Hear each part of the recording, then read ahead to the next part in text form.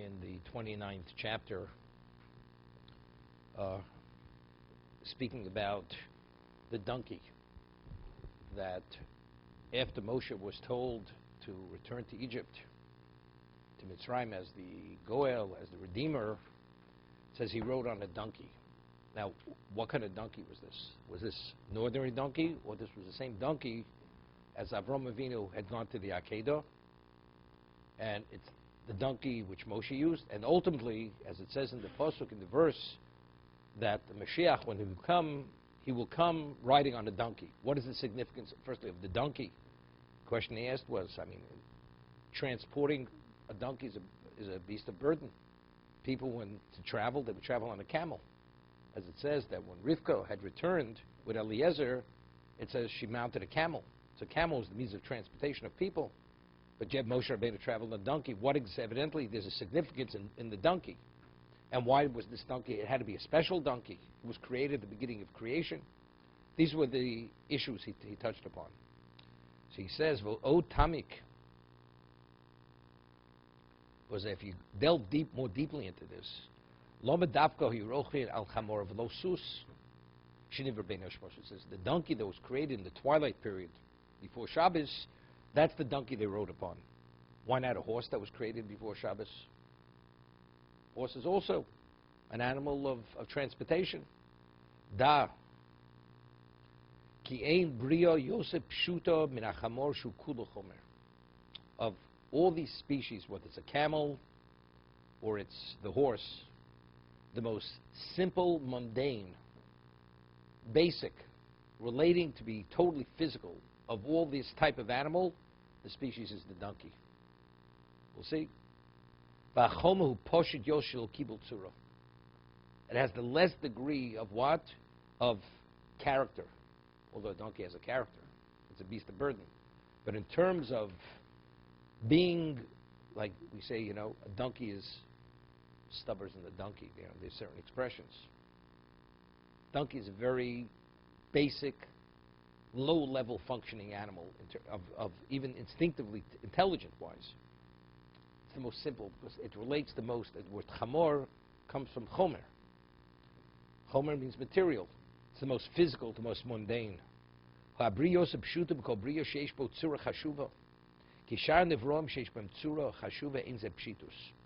it has a certain character or profile, it indicates a certain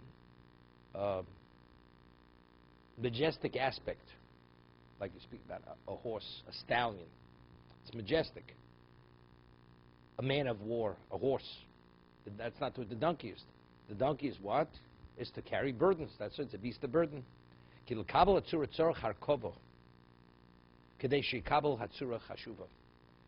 assume a profile of stature, it's a composite. It's associated and intermingled with other things. So now, the human being was the last to be created. Everything preceded it. Meaning, as creation, if you take a look at creation, it went from the lesser level to the more level. It started inanimate, then vegetation, then fish, fowl, animal, domestic, undomesticated, then the human being. So we advanced. But each one was more advanced than the previous one. So therefore, the human being the most advanced, being the purpose of creation, he has the greatest profile to give him to understand his stature. You need many things preceding the final product to give it that special profile. Now it's interesting. Mashgiach used to quote an Avos to Reb Nosson. At Pirkei Avos, there's a Pirkei Avos written. Reb Nosson was a Tana, was of the Tanakh period, and he writes over there that a human being is referred to as Olam Koton, a small world. What's the reason? Because a human being is a microcosm of all existence. Meaning anything you find in existence, anything, mountains, rivers, salt water. And it goes to show characteristics. Like it says, you should be askan nomer. Which tells the people, you should be fierce like a leopard or a mountain lion. Gibor karig, strong like a lion. What do you be? A lion's a lion. You're a human being. Kal kanesher, you should be swift as, light as an eagle. Rotz katzvig, fleeting like a deer. But we're not. We're human. The answer is because since the human being is a microcosm of every aspect of creation, so the human being contains within him some aspect of every species. That's the obvious to Reb Nosson. That's the Olam Koton. Because what do you go to explain? Shlomo Melech writes in Mishlei, in Proverbs, that a person who's lazy, which creates, there's a certain inertia holding you back, he says, Lech el hanemola otzel. Lazy one, go look at the ant. The ant is the most industrious insect. It has no overseer, and yet it works unceasingly to store away. So you say to the person, lazy one, look at the ant. Learn from its ways. Right? You should leave. What do you mean? That's an ant? I'm a human being. I'm not an ant. The answer is if you have zeal and alacrity in the ant, that means the human being has the potential to be that also. You possess that. You just have to bring it out. You have to develop it, but you possess it. That's what we would explain. That's the Olam Koton. The human being is a microcosmal existence. It's very good. The human being the last of creation, everything preceded him. So the world basically was in place. Now he's coming on the scene to interact with all existence. So you'd say it's all to accommodate, to facilitate his purpose. But it's even more than that, what the Maharal is saying. Everything that preceded him in profile is a composite. For instance, the animal. It's alive. But what's its physicality? It's earth. It's earthy. Right? Like vegetation is also earthy. Stone is earth. But it has other degrees of elements within it. Right? The four base elements.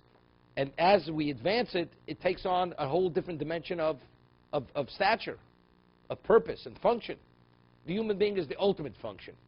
So with this Ovetz Reb Nosson, everything preceded it, the human being now contains everything plus. Endowed with a soul, endowed with an intellect, endowed with many things. But everything preceded it because everything is contained within the human being plus. So it works out very nicely what he's saying.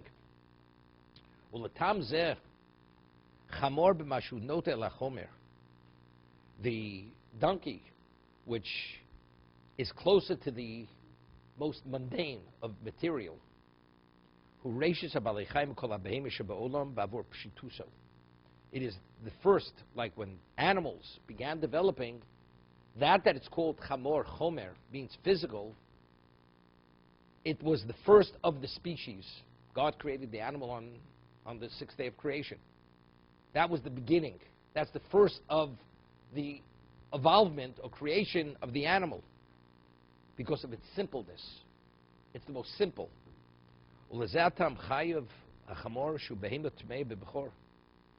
Phenomenal, phenomenal, phenomenal. You know, the Torah says the firstborn of a male or opens the womb of its mother is naturally sanctified. Therefore, you have Pidyon Haben, the redemption of the firstborn. If it's a kosher species, domesticated, it's naturally consecrated, it has to be brought as a sacrifice. But we're talking about kosher species. The Jew and the animal, domesticated animal, right? Whether it's the sheep, the goat, or the ox, right? The species which qualify to be a sacrifice. Undomesticated animals don't qualify. But what about a chamor? A chamor is a non-kosher species. So why does the chamor have any relevance to Bechor? Right? The firstborn of a donkey is what? Has to be either redeemed with a sheep, or it says you break its neck. You're not permitted to benefit from it. Why not?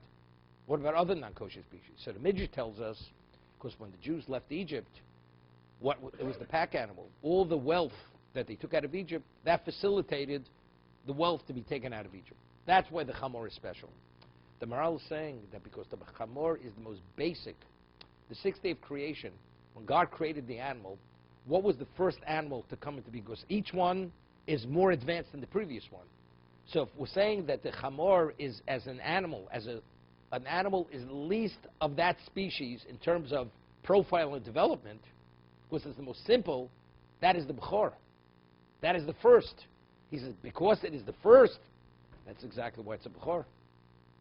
That's why it has Kedusha, because anything which reflects God's firstness, being the first, assumes Kedusha, assumes sanctity. There's no other non-kosher species which has relevance to to consecration, has a natural consecrated status. Ki mitzad shov poshet yoser shaykh bo b'chorav reishis, because of its simpleness. Shkol ashu poshet hu reishis l'murkovim shachrov. Like when you make you have alloys, composites. So you take each composite is pure in its own right, and then you combine them. When you combine them, you create a new entity, right, by combining them. But the first, each one of the elements which the composite is made of, or the alloy is made of, each one in its own right is pure. And then you combine them. The chamor is the purest in its element. Once you go beyond that, it's a composite. You're combining different things together to make it more sophisticated. Okay? Reishis shaykh bo b'choro. So that's the most base. It's first coming. Ki lo yiroshim be'emet tmei lemitzvahs b'chor b'shvil she'eino cholo kedusha al dov atomei. Anything which is not a kosher species has no relevance to sanctity. So why does the donkey have relevance to sanctity? The firstborn of the donkey. Raka chamor meishu ba'atzmo reishis meishu poshut. In its essence, it's the first. It's the first of the creation of the sixth day, which ultimately it culminated with what? With the human being, with man. Kashu bechor shugamke reishis gomur lekach din bechor b'chamor. So therefore, it's a combination. In terms of its element, it's the most basic element, the most simple, the donkey. And in addition, it's the firstborn of the most basic first element. So it's compounded, the first aspect. You don't find that by any non-kosher species. Therefore, regarding Avram Avinu, Moshe Rabbeinu, and Mashiach, they have relevance because they are the purest. Avram was the one to introduce God to existence. He brought God's presence into physical existence. Moshe Rabbeinu was the Redeemer. He was the receiver of the Torah. Mashiach ultimately will bring God's glory. This is the Mashiach. He's the anointed one.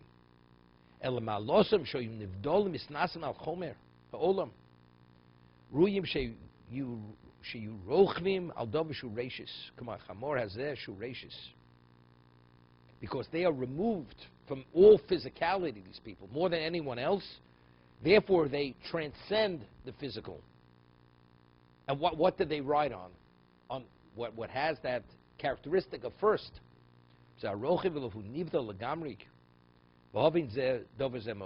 Something to be understood, to ponder. You have to ponder this to appreciate it.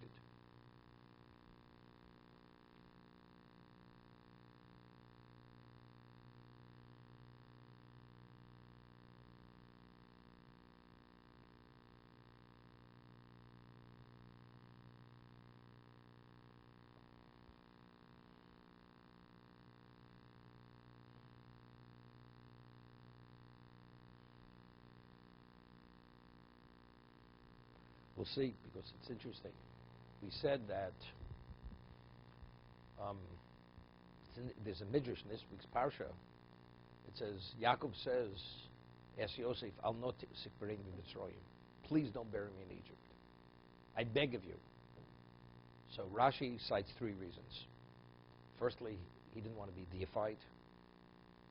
He was concerned because ultimately the earth will turn to lice and they'll be crawling under his body. Third, because ultimately in time of resurrection, all bodies are going to be resurrected in Israel, in Eretz Yisrael. So that process to roll from outside Eretz Yisrael, it's a very painful process. So he wanted to be spared that pain. These are the three that Rashi cites. However, the Midrash cites a fourth reason. In the words of Yechezkel Hanavi, each nation is compared to another species of animal. What are the Egyptians compared to? The Chamorim. And Yaakov, who's Yaakov compared to? To a sheep. Because it says, the Navi says, the prophet says, Se Pezura Yisrael. Yisrael is the name of Yaakov, is the scapegoat. It's compared to the scapegoat. So we see the goat Seh, and the sheep and Yaakov are one and the same. Now, if you have the firstborn, which is a chamor, how do you redeem it? Torah says, preferably redeem it with a sheep, which goes to the Kohen. If not, you break its neck. Yaakov says, if I'm buried in Egypt, it says, chamor tivteh b'seh. Torah says, the donkey you will redeem with the sheep. He says, I don't want to be, if I'm buried there, I'll be a redemption for the chamor. I don't want to be the redeemer, the object to redeem the chamor. Therefore, that's why I don't want to be buried in Egypt. That's the midrash. They're the chamor, Yaakov's the sech, the sheep. Therefore, I don't want to be the one to be the redeemer of the chamor. What does that mean? Right. So the way I explained it was this,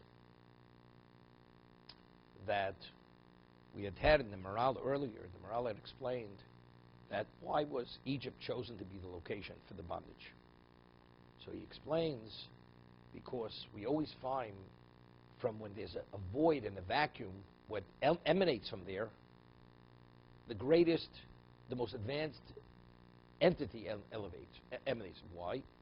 Because if something has a certain characteristic, so the outgrowth of that takes that characteristic. So let's say the Egyptians would have some element of spirituality. So you have that spirituality, and you add to it. The Egyptians were devoid of spirituality. They had no relevance to spirituality. They're like Chomer. They're compared to the donkey, devoid of spirituality. So the Jews are going to have spirituality. The spirituality they have doesn't emanate, has no relevance. So we're not starting from a certain level and we're going up. There is no level. So when now you come out, where do you come out? You come out on top. Now you're at that special level. This is how the Maral explained it. Now, so I said when you deify anything, how does a person deify? How do you worship a deity? By worshiping it and believing that you're giving it honor and doing its will, the deity will respond and provide on your behalf. That's the whole concept of worship. You show and express and demonstrate your reverence, you'll have blessing. That's the whole idea of what? Of service. Yaakov was a spiritual person. He had no relevance to the physical world. So if you'd want to deify and serve Yaakov, how would you serve him? By being more immersed in promiscuity and licentiousness and everything depraved? Definitely not. You'd act more ethically, more morally, to elevate yourself to a level of sanctity. That's what you would do. So what happens if they elevate themselves? Believing, even though doing it for the sake of idolatry, they're becoming less physical. They become less physical, so what happens to Jewish people? We're in trouble. Because if we're supposed to emanate from that location, so there's a certain deficient level of spirituality, we're going to build on that. We don't want to build on that. Yaakov says, I want that they should remain chamorim. The chomer is important, that's crucial for the ultimate spiritual dimension that the Jews are going to assume when they leave Egypt. I don't want to be the chamor, I don't want to be the seh, the sheep, who redeemed that chamor. I don't want to redeem that chomer. I don't want to convert that earthiness to anything which has relevance to spirituality. That's why Yaakov didn't want to be buried in Egypt. Okay?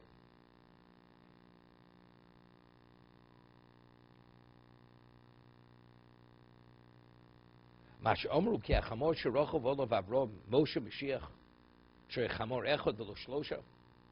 was the same donkey. I mean, God could have created 3 donkeys. Moshe on one, Avram on the second, right? And Mashiach on the third. If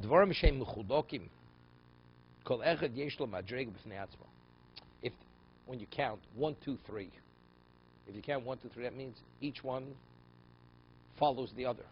They're not all simultaneous. So, but if it's the same donkey, that means it's on the same level.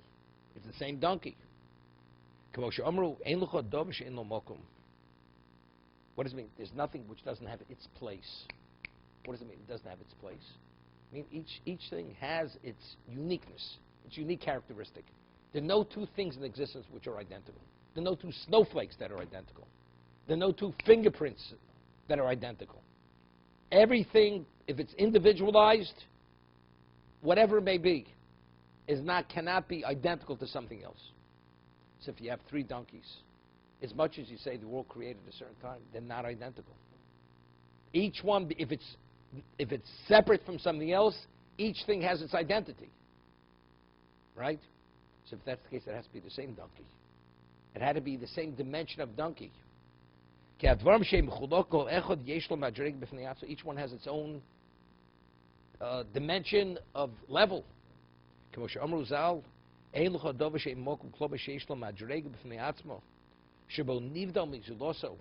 do you differentiate one from the other? Because there's something, even though you may not recognize it, there's a uniqueness, and that uniqueness is only because it's not the same. It's not one and the same. It's not the same physical object.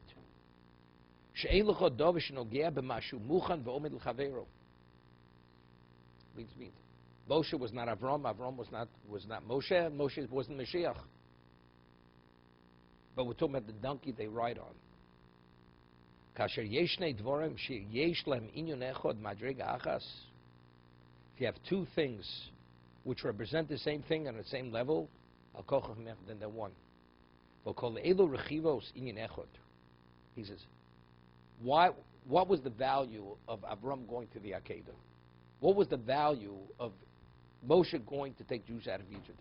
What was the value, what will be the value of Mashiach riding on the donkey? The objective is the same. The people may not be on the same level, but the objective is what? To elevate God's presence in the world. That's the same. That's one and the same. Right? So therefore, that same donkey, as Avram introduced God to the world, or more than that, secured that there should be a Klal Yisrael in the future. Right? The Akedah. This was the most difficult test. We're only able to silence the prosecution of Satan when he prosecutes us because we have the merit of the Akedah. So that itself, if there's a Klal Yisrael, God created the world that there should be a Jewish people. But if we're going to be prosecuted and not be able to survive the prosecution, then God's glory is not here. So what was the purpose of going to the Akedah with that donkey? To elevate God's presence in this world. Moshe Rabbeinu, to redeem the Jews. Same purpose, that we should stand at Sinai. A Mashiach is what? To advance the same thing. Vayechi l'melech al kol haaretz. God should be recognized by all mankind as the king of the universe.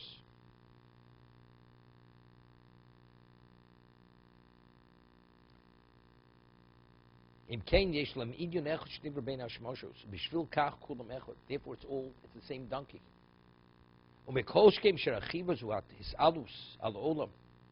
So what if the purpose is to indicate, to bring his being into existence?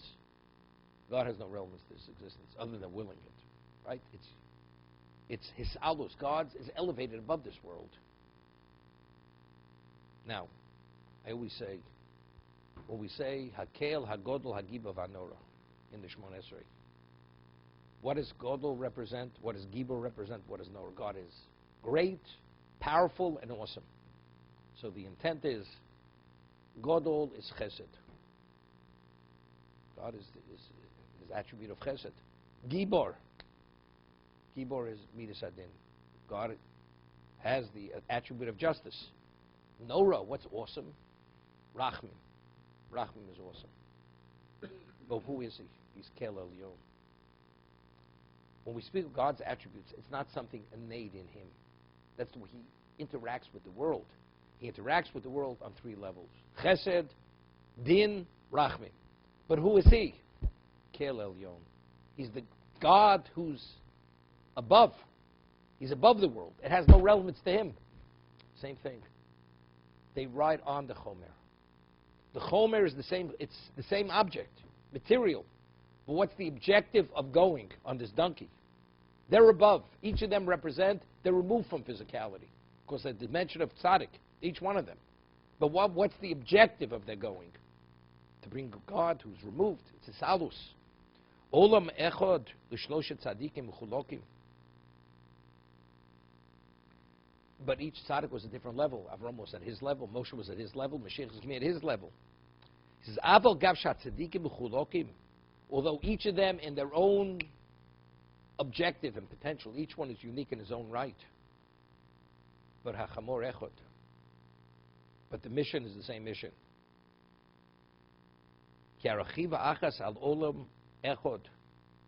What is we transcend this world. God transcends this world. They were removed from this world. He says, understand these words I'm telling because they're very profound. We're not talking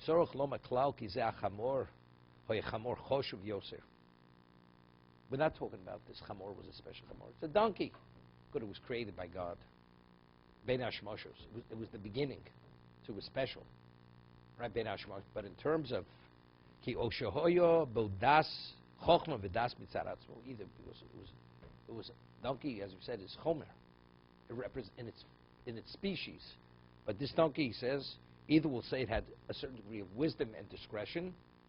Sheina tatzorach lo mishesh chashivas klal v'chamor hazeh, so that gives it special. As we say, a donkey is the most simple, unintelligent animal, even instinctively, than all these animals. Rak shekach roi lefi hametzius shemesudo lehem mibein hashmoshos chamor zeh shu l'tzadik hanivdo roich v'chamor olam pir zeboru.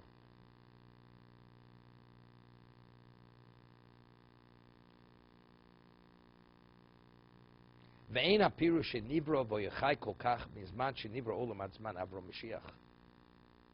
She'ein adavar klach. You mean to say, this animal, this donkey, is somewhere where put away, and it's alive all these years. From creation till Avram, the donkey lived. And then from Avram to Moshe, and from Moshe till Mashiach, I mean, this donkey's thousands of years old. He said, that's not what it means. The donkey as a physical being, species doesn't live. But we say God created the mouth of the donkey, Ben Hashmoshes, the donkey with Bilam. So where was the mouth? Doesn't mean the power that ultimately will bring that into being, that exists. Like, before you develop, you manufacture a piece of machinery, you cast a die. So you have the die. Now you're ready to manufacture. So God created the energy that there should be one donkey who could speak. That original energy to create that donkey that Avram's going to use, that Moshe is going to use, and Mashiach will ride on, every one of them, that's the exact same energy for that same donkey. So afterwards, the donkey could disappear afterwards. It's irrelevant. But when it comes back, it's that same donkey. Of course, it's the energy behind the donkey. Avotam pirush ki azman mesud liyos nivron bo abrios. Sorry, call yom yom sheish me brios niver bo roy liyos niver bo. Umiach she'elu gimel tzadikim hayutzrichim chamor. Each one of the tzaddikim, they needed the chamor to represent what's most basic, most mundane. And they rode on, they dominated. And the whole purpose is to elevate God above this world. Misnasim olav hoyascholes brioso shel chamor zoy ben hashmoshos. Ben hashmos nivro misuder seder zeh bekoach. It only means in potential. The energy to bring it about. Lios yotzi lepo legamri beisatzor. Whenever it's needed, it'll come. It'll manifest itself from that energy at that moment. Vovin zemod came dvorim beruim kasher tovin divichachom. He says it's absolutely truth. It's not, this is an old donkey. No, newborn donkey. V'tovin gam came lomo elu shloshim yuchodim l'snasus al chamor. And why these three individuals? Why are they the ones chosen to ride on the donkey? Zeki shlosha kochos b'odem haproti. He says, every individual has three levels of ability. Hamesnasim ala odem haproti. Ve'im nivdolim min aguf lo yisarvu ma'aguf klal. We'll see in a moment. Every human being is endowed with three abilities, which are not part of the physicality of the person. Meaning, actually, the physical makeup, the tangible aspect of the person. What are they?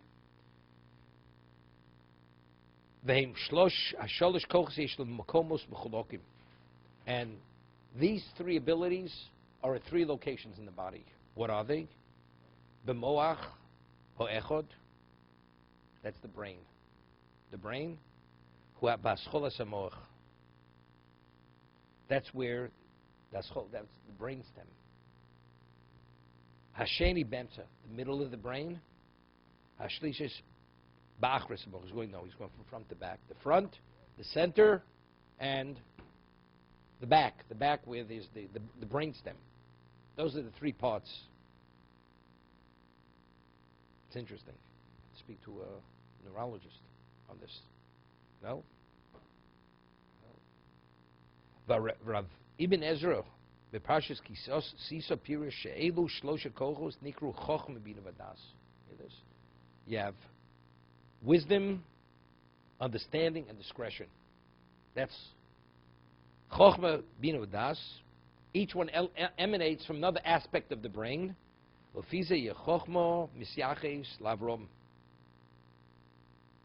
Here, Avram is classified as the Chochem. How did Avram come upon God? He observed the world, and through his analysis of reality and his questions, he came upon God. So what is that? That's Chochmah. He was able to comprehend God through his Chochmah, through his intellect. Moshe Dorsho Zal, Achos Lonu Ketano, V'Shadaim Ein Lo. Meaning, you have a sister, young sister, her breasts aren't developed. What's the concept of breasts? A breast nourishes others. Nothing nourished this person. Shlohidikusu Torah umitzos. Avram, he was born into a pagan world. What was he nourished? He had no spiritual nourishment. Everything began with him. He's like a child. V'omru shoyu shtei kloyos of nasid lokishnei rabbonim. His two kidneys. Gemara says that chokhmah is dependent on the kidneys. Discuss this in a minute. V'yu malamdin Torah mitzvos.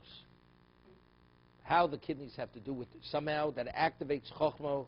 The brain is the processing center, but allows the brain to have relevance to chokhmah, to process wisdom and information that has to do with the kidneys. I'll explain you something in a moment. We'll stop for a moment. There's a Reinu Bachya. Reinu Bachya says when you bring a korban, which every sacrifice has to do with atonement. So three things you do with a korban. Firstly, when you bring a korban, you're supposed to lean on it. We're talking about a sin offering or even an olah, burnt offering. When you bring the offering, you lean on it physically. You lean all your weight behind the head, and the person confesses vidui. So you have the physical leaning, then you have the verbal expression, which is vidui, and then you burn the innards. Right? You burn it. Either you burn the whole animal, but even a chatos. It's eaten by the Kohanim, but the innards, the kidneys and all that, and the fats, all burnt on Mizbeach. He says, what's the understanding? Quoting Rabbeinu Bachya in the portion of Vayechi, he says, when a person sins, where does sin begin? In the mind. You contemplate the sin. So what is sin? That's the moach. But what is that? That's the kidneys. Kidneys is chokhmah. And usually before you actually actualize the sin, because you want to do the sin, usually there's a verbal expression. I'm going to do something. Right? Lahavdu. I'm going to McDonald's. You think about it, I'm going to McDonald's. Then you bite into the whatever it is. Right? Into that non-kosher product. Okay? So there are three stages in sin. Thought, verbalization, and an action. So you have to atone for all three, because you were tainted on three levels. The leading corresponds to the sin, the actual sin itself, the physical action. The vidui, the verbalization, corresponds to the verbalization about going to do the sin. And the burning of the innards, which includes the kidneys, that's to atone for the thought, thinking to do the sin, planning to do the sin. That's Rabbeinu Bachya. Okay? So he says, Chochma ishte klo Yosef. As it says, he's quoting Chazal Medrash, that his two kidneys were the equivalent of two Rabbonim, two rabbis, great Torah sages, and they taught him Torah mitzvos. So where did it all begin? It was from within himself. It's not he drew it from outside him. Bina. Bina is perception. Being able to draw from one thing to another. Lemelech Mashiach. She'ol nemer olav. V'noch olav ruach chochma ubina. Ruach das v'yiras Hashem. Bina, he will be endowed with chochma, bina, and ruach, and the spirit of das, of discretion and yiras Hashem, fear of God. V'das l'Moshe. Ze yodua mash'omar hakosuv u'shmi Hashem lo nodati Elohim. My name I did not allow it to be known to the Avos HaKadoshim. Ki Moshe lo yediyah b'shem ha'miyuchad. That's das. He knew everything. It's more than just what exists. It's beyond. V'ze yodua chol elu dvorim yoduim yodua levivinim ki kol echod ve'echod shayach dovrim yuchad. Each person has his unique purpose. Leficha yerochvin al chamor.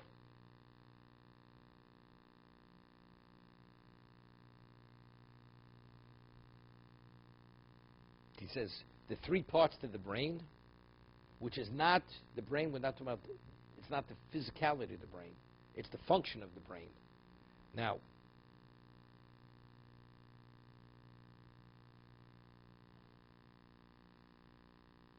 there's a Rameir Simcha somewhere. So many years ago, the Rameir Simcha says, we find that who's the founding father? Who's the founding patriarch? Avram, right? We say Eloki Avram, Eloki Yitzchak, like Yaakov. But it says, but when we conclude the bracha, we call Mogen Avram. B'cho chosmin. With you, we will conclude, even though they were all patriarchs. Why? Even though Yaakov was greater than Avram, he's considered the most special of the patriarchs. But because if not for Avram, there wouldn't have been a Yaakov. So the Rabbi Yisrael quotes a verse where we find that Avram is called Chochem. We're talking here, discussing here, meaning as great as Avram, Yaakov, and Yitzchak were, but they were not able to draw from existence the existence of God. Avram had that special ability. They did not have that. Once it was presented to them, they took it beyond. But in terms of the initial locating it, they wouldn't have located it. So therefore, that's why Avram is called Chochem. We're saying Avram is the Chochmah. He corresponds to the Chochmah. We're saying Moshe corresponds to Das. Mashiach corresponds to Bina. Okay, we'll see. Omna motzosi ki be'achras hamoach shem koach hazocher. Okay? What part of the brain causes memory, retention? This is the back of the brain. Ubemsa moach koach hamachashiv. The middle of the brain is what? That's where the thoughts are processed. That's the processing center. V'nikra koach hashofet. That means that's evaluation. The judge evaluates evidence and then comes to a conclusion, a verdict. Shofet al dvorim shemakabel adimyon umarkiv ma'afridim zemizeh. You actually accumulate, gather all the information, you process it, what's pertinent, what's not pertinent, and with this, you understand innocent or guilty, or the degree of guilt. Shofet alim, then you judge it. Ubimugdam, the front of the brain, moach minamoch sham koach hamakabel va'chochma. That's where you store. That's where the wisdom is. That's where it enters. You know, I recognize things. I recognize a table. I recognize somebody special. Now, after I recognize, now what do I do with it? That's the middle of the brain. That's the processing. Now I process all this information, and now what do I understand? And once you have your conclusion, you shift it to the back. The back of the brain, that's memory. It's interesting. You know, there's an expression, put it on the back burner. When I need it, I'll retrieve it. It's true. Put it to the back of the brain. It's interesting. A human being has the ability, even if you know something is wrong and not permitted, but if you want to do it badly enough, somehow, no convincing. You will push it to the back of your mind, into the recesses of your brain, of your mind, and at that moment it has no relevance to your behavior. It's like it doesn't exist. You put it into memory. When I need it, I'll retrieve it from memory. I'm not retrieving it right now. No, and therefore you could do many wrong things, although you know it's wrong, because it's in memory. Right? That's what we're saying. Kach motzosi. He says he came upon this. So the back of the brain is memory, the center of the brain is processing, the front of the brain is chokhmah. Recognize different facts, and then you shift it to the middle. Once you have an understanding, you put it into memory. V'nei timtzo keneged elu ba'odam hakloli. When we speak about the human being in general, not the individual per se. She'odam hakloli hu klal b'nei odam shem ki'ish echad. Avram keneged koach hazocher. He says, if you want to say the all-encompassing human being, he represents mankind. What does Avram represent of the human race, or of, let's say, of Klal Yisrael? He represents the memory. Why? Chen omru ki zchiro shaykh v'Avram ki zoches dvar kocho es Avram avdo v'udovenaler loma zchiro b'Avram ki umidoso. It says, he quotes a pasuk in Tehillim, that ki zocher es dvar kocho es Avram. God remembered, right? Zocharti es Avram. But there's a different part. Ki zocher es dvar kocho. He remembered his aspect of holiness as Avram Avdo. So we find Zechira has relevance. The term of remembering is Avram. Ki hu davar nala loma Zechiro ba'Avram ki midoso. It's to identify v'akach koach hashofet u'lemelch Mashiach. Being, evaluating fact and giving a verdict, that's Mashiach. Coming to a conclusion. Shem melech v'shaycho hamishpot sheyeh shofet b'chochma. Right? What is a king? It says melech b'mishpat yamad oretz. A king judges. What's his judgment dependent upon? Right? Fact. And he makes a decision. That's his verdict. T'chsiv v'shofat b'tzedek dalim. He will judge with righteousness the impoverished. V'akach ha'chochma shayich l'Moshe she'lo nimtzu memte sharei bina. The 49 gates of Bina were given over to Moshe Rabbeinu. Klal hadover ki ba'odam ha'proti timtzu gimel kochs nivdolim misnasim al guf v'nivdolim imenu. We have three aspects of the brain which transcend the person. It's not part of the physicality of the person. You know, you open up Einstein's brain, you open up an ordinary person's brain, they're the same brain. So why did he have such a unique ability to understand, which was advanced genius, and to retain, and to process, and so on and so forth, and to notice, and to analyze? It's not a tangible. So this is outside of the physicality. The brain matter, that's the physicality. That's where all the activity takes place. But in terms of the function of the brain, this transcends, that's above the human being. That's removed from the physicality. Right? It's not a tangible. That says, Gimel kochs nivdolim misnasim al guf. These are abstract abilities which transcend the physicality. They're removed from the body.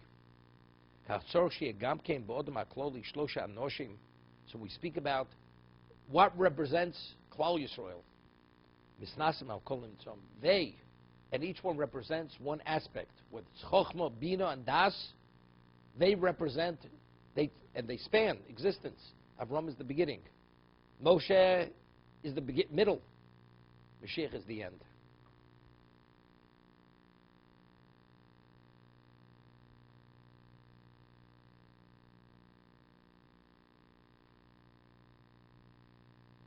It's interesting. Rav Chaim Volozhiner, who lived many years after Maral, he says something similar. He speaks about each person's an individual.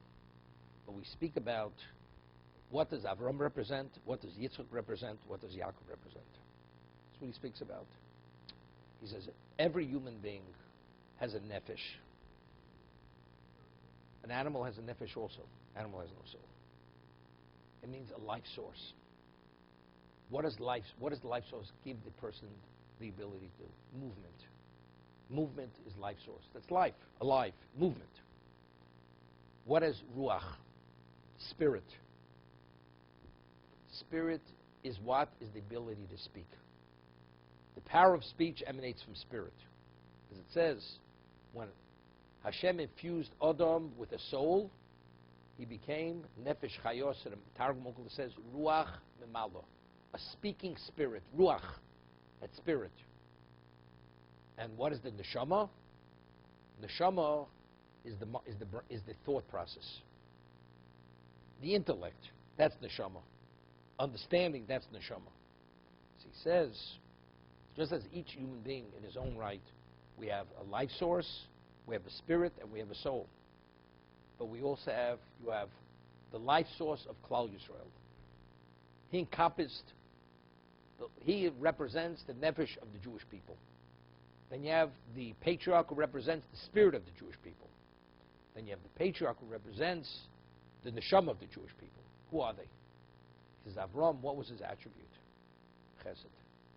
To do chesed. You find when he saw the wayfarers coming, it says he ran towards them. So that's movement. And nefesh is the most basic level. That's the lowest level. That's something you share with every living creature. Avram Chesed, he represents the nefesh of Klal Yisrael, the Jewish people. Yitzchak is what? Yitzchak is the unblemished offering. What happens if a Kohen officiates and he has an improper thought when he officiates? He invalidates the korban. It's called pigul. So that's thought. Thought, that's neshama. Yitzchak represents the neshama of Klal Yisrael. We refer to him as the unblemished offering, the purest. In purity, he's the purest.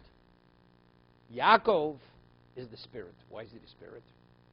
Yaakov is Ishtabri Yoshev V'Holim. He studied Torah.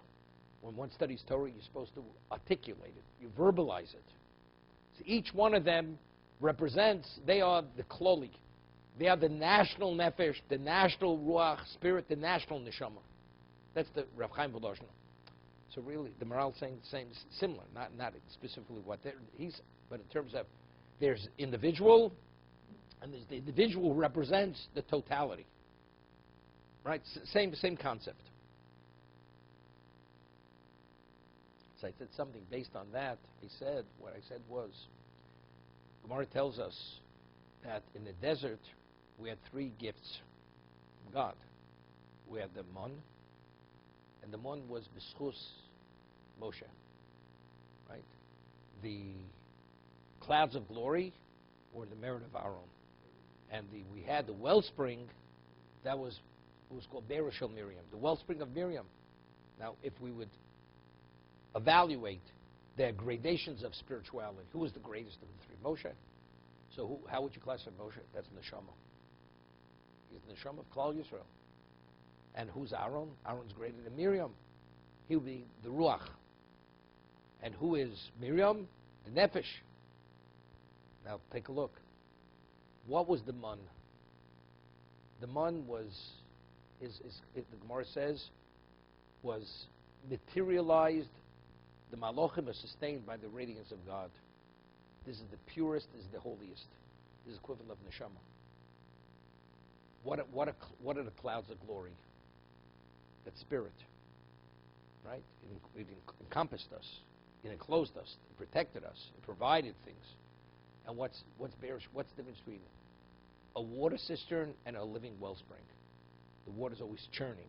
There's movement. Miriam's nefesh. So it's nefesh. First they traveled with us. Not only did it travel with us, it was a wellspring. New water was continuously churning out of it. It wasn't a receptacle that contained water. It was a source of water. That's nefesh. So you see the same thing. So it says, Gimel Parnosim Tovim Nitnu Lishodu. Three guardians, 3 special guardians that oversaw the needs of the Jewish people: Moshe, Aaron, and Miriam. And in their merit, you had ABC. So the 3 together, they were triumphant. What were they? They were the totality. Nefesh, Ruach, Neshama. Same idea. I think we'll stop here today.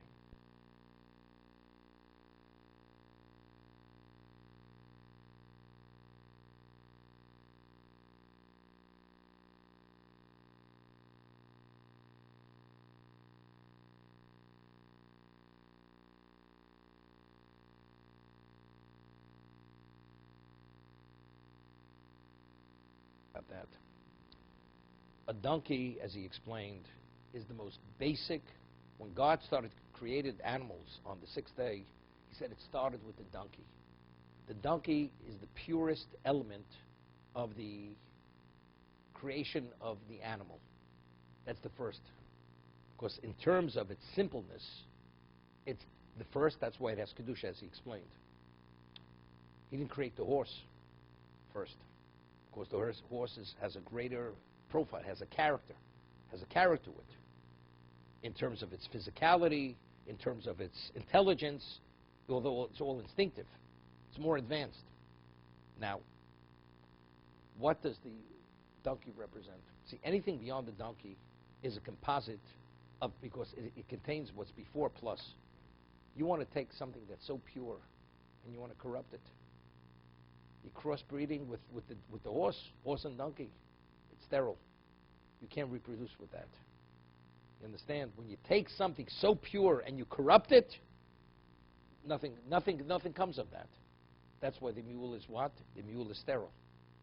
The mule, you cannot reproduce a mule. Mule, it's the first time, that's the first issue, and it's over. The Gemara tells us that a mule, in terms of its fierceness, so we read in Parshas that one of Cain's children went and he bred mules, and he himself was illegitimate. He was a mamzer. It says he was illegitimate, and he brought other illegitimacy into the world. He is a composite of what? Of illegitimacy, adultery. So he went and brought other illegitimacy, crossbreeding a donkey with a mule. So what's different than taking a sheep and crossbreeding it with whatever it is, with some other animal? It's not the same. Because the sheep already contains what precedes it. But this in its form is the purest form. You want to corrupt something pure, it's a problem. Therefore, you can't go beyond that point. To be continued.